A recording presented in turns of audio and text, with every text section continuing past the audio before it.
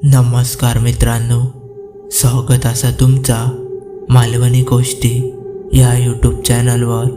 तर आज आपण बघणार असो पिंपळावरची हडळ म्हणजे नक्की अनुभव काय असा या तुमका व्हिडिओत समजणारच। पण त्याआधी मालवणी गोष्टी या चॅनल अजून पण जर तुम्ही सबस्क्राईब करूक नसाल तर सबस्क्राईब करा आणि मगच ह्यो अनुभव ऐकाक सुरुवात करा। चला तर मग अजिबात वेळ न घालवता या अनुभवाकडे आपण वळूया।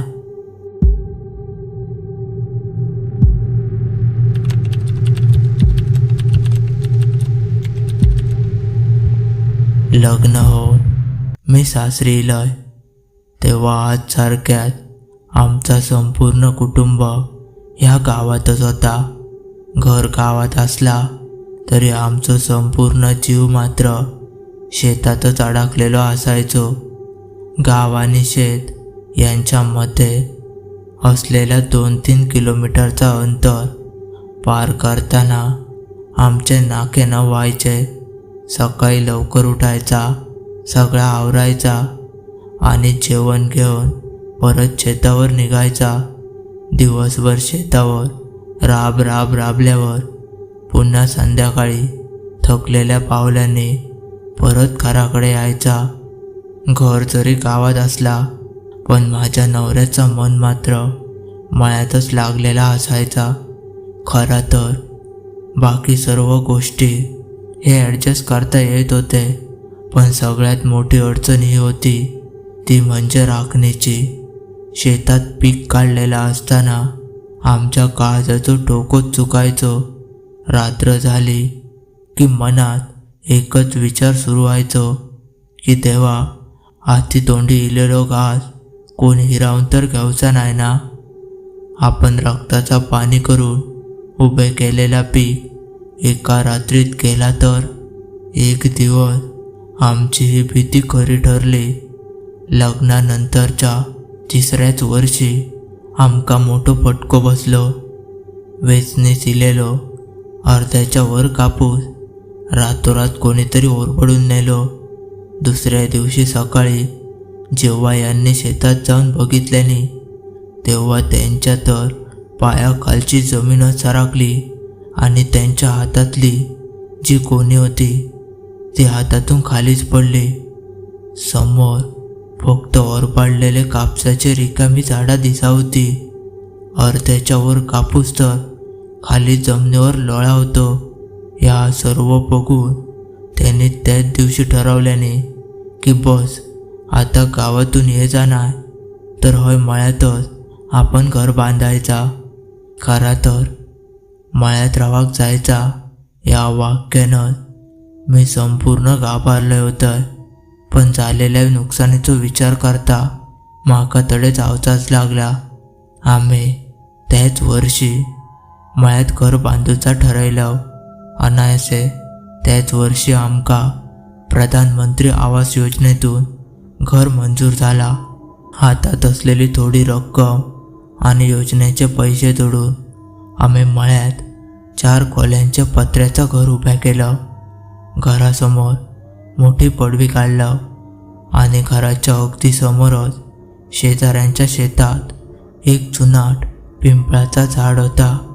त्या झाडाचे फांदे रात्रीचे काळोखात जणू एखाद्या अक्राळ विक्राळ राक्षसाचे हात वाटावेत असे काय पसरलेले असायचे। गावातले लोक म्हणायचे त्या झाडाजवळ रात्री जाऊ नको, थंय कोणतरी फिरत असता। पण आम्ही नवीन घराच्या आनंदात त्या सर्व गोष्टीकडे दुर्लक्षच केलं। त्यामागे पण कारण होता की माझं नवरो म्हणजे त्यांचं आयुष्य त्या झाडाजवळूनच शेताकडे जाण्यात गेला होता। त्यांका कधीच काय वाईट अनुभव इलो नाही होतो। त्यावेळी त्या जुनाट लोकांचे अफवा असत अशी त्यांची समजूत होती। सुरुवातीचे 10 दिवस अगदी आनंदात गेले आणि त्यानंतर जा घडला तर आज देखील मी आठवलं तरी पण माझ्या अंगावर काटो येता। मळ्यात रवाक जाऊन बरोबर 11वी रात्र होती। रात्रीचे 2 काय 2:30 वाजलेले. शेतात सगळीकडे स्मशान शांतता पसरली होती. फक्त लांबून खंयतरी कोल्ह्याच्या आणि कुत्र्याच्या रडण्याचा आवाज काय तो येत होतो. तो आवाज ऐकान अंगावर काटो उभो रावंक लागलो आणि म्हाका अचानकच जाग येली. घसो सुद्धा कोरडो पडलो होतो आणि म्हाका वॉशरूमाक सुद्धा जावचा होता. तर म्हाजो नवरो ह्यो दिवसभर शेतात राबान गाढ झोपलो होतो. त्यांचो श्वास सुद्धा एकदम शांत झालो होतो. उठवून उगाच कशाक त्यांका त्रास देऊया असो विचार करून मी आपल्या बाहेर गेलोय. पडवीतून खाली अंगणात उतारलाय. घराच्या पत्र्याच्या फटीतून रात्रीचो वारो आवाज करत आत येत होतो आणि पायाखालची जमीन सुद्धा आज काय ती प्रमाणापेक्षाच थंड झाली होती. पडवीमधून खाली उतारताच उजव्या बाजूच्या कोपऱ्यात टॉयलेट आणि बाथरूमची सोय होती. थंयपर्यंत जाताना म्हाका सतत असा जाणवत होता की काळोखातून कोणतरी माझ्यावर नजर ठेवना. मी पटकन आत शिरलोय आणि लवकर बाहेर इलोय. बाथरूम बाहेर ठेवलेल्या पिंपामधून पाणी घेऊन हात धुवत होताय आणि हात धुवत असताना सहज माझी नजर आमच्या घराच्या समोरील त्या पिंपळाच्या झाडाकडे गेली आणि माझे पाय तर जाग्यावरच थंड पडले. कारण पिंपळाच्या एका जाडजूड फांदीक जमिनीपासून साधारण 10-12 फूट उंचीवर कोणतरी उलटा लटाकलेला होता.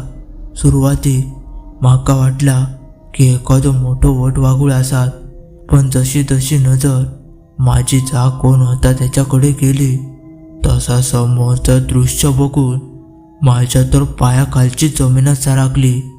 थंय एक बाई होती. तिचे पाय फांदीक वर अडकले होते आणि तिचा संपूर्णपणे शरीर खाली झुला होता. तिचे जमिनीपर्यंत लोळणारे केस एखाद्या कोळ्याच्या पांढऱ्या जाळ्यासारखे खाली लोंबा होते.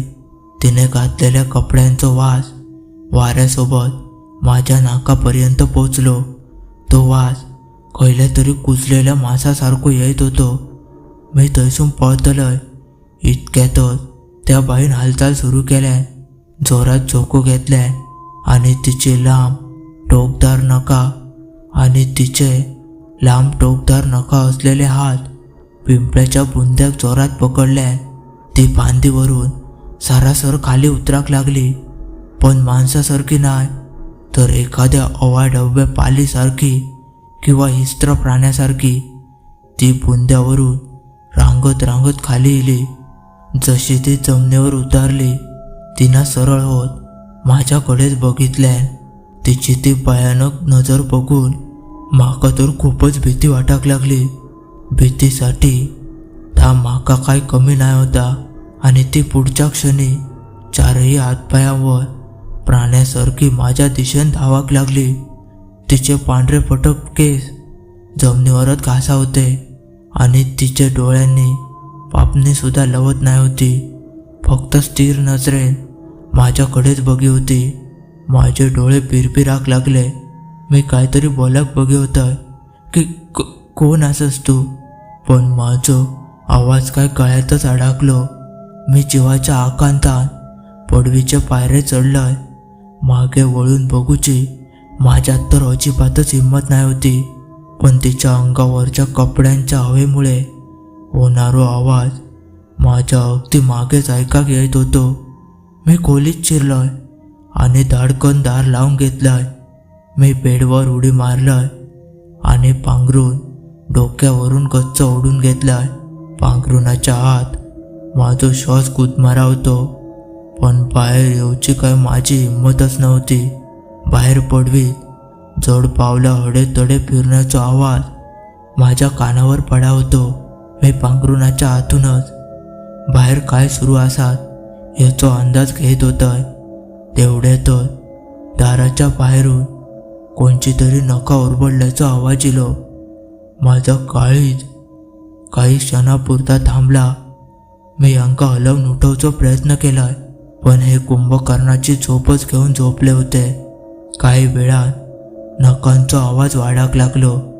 त्याचबरोबर पांघरुणाच्या आत म्हाका स्मशानातील चिता जळताना येता तसो उग्र वास म्हाका येऊक लागलो आणि अचानक कोणीतरी दाराच्या पट्टीतून आत येत असल्याचो भास म्हाका झालो.